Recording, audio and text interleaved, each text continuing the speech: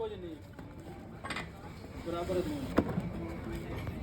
ਸਹੀ ਹੈ ਕਿਹੜੇ ਸਲਾਹ ਬਣੇ